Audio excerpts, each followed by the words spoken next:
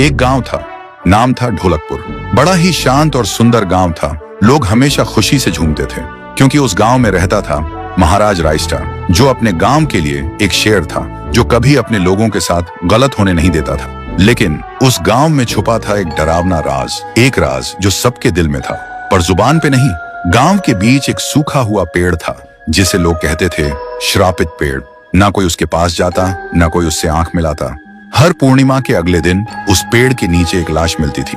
लोग कहते रात में कोई आता है और लाश छोड़ जाता है, लेकिन कभी किसी ने कुछ देखा नहीं और देखता भी कैसे। जो देखता वो अगले दिन पेड़ के नीचे होता था। एक दिन रायस्टार ने ठान लिया, बस अब और नहीं, इस राज का अंत मैं ही करूंगा, क्योंकि ढोलकपुर का नाम मिट्टी में मिल रहा था। फिर एक पूर्णिमा की रात रायस्टार चुपके से जाकर पेड़ के पास बैठ गया। रात के 2 बजे एक आवाज आई, ठुंग ठुंग ठुंग ठुंग ठुंग ठुंग ठुंग ठुंग ठुंग सहूर। और फिर वो पेड़ भूत में बदल गया। वो भूत कुछ अजीब सा था, एक भयानक शैतानी हंसी वाला चेहरा, आंखें बड़ी बड़ी। वो पेड़ चल के एक घर के गेट को जोर जोर से खटखटाने लगता है। तभी एक आदमी डर के मारे आवाज सुन के बाहर निकलता है। वो भूत अपने लकड़ी जैसे हाथ से एक ऐसा थप्पड़ मारता कि उसकी सांस वहीं थम जाती है और उसी जगह उस लाश को ले जाता है और वापस फिर से पेड़ बन जाता था। देखते ही रायस्टार का दिल कांप जाता है, पर वो कुछ बोलता नहीं। सुबह लोग भीड़ में जमा हुए और रायस्टार ने पहली बार उस पेड़ से बात करने की कोशिश की। पेड़ के अंदर से एक आवाज निकली, क्या तुम सब भूल गए मुझे? रायस्टार बोलता है, तू कौन है?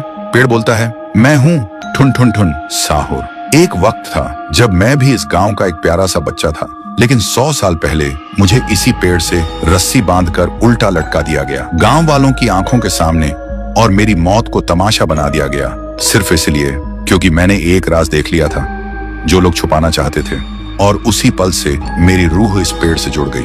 उस दिन से मैं इंसान नहीं, एक सज्जा बन गया और हर पूर्णिमा में एक राजदार को चुनता हूँ और फिर उसे उसकी खामोशी का हिसाब देता हूँ। रायस्टार बोलता है, लेकिन अब तो वो लोग मर चुके हैं ना जो तेरा कसूरवार थे। अब तू मासूम लोगों को क्यों मार रहा है? पेड़ कुछ देर चुप रहता है, फिर बोलता है, ठीक है, बस एक बार मुझे याद करो, एक दिया जला दो, फिर मैं कभी किसी को नहीं मारूंगा। फिर रात में सब लोग आते हैं, एक एक दिया जलाते हैं और तभी पेड़ अपने आप से आग पकड़ लेता है और आखिर में मुक्ति मिलती ठुन ठुन ठुन साहुर को।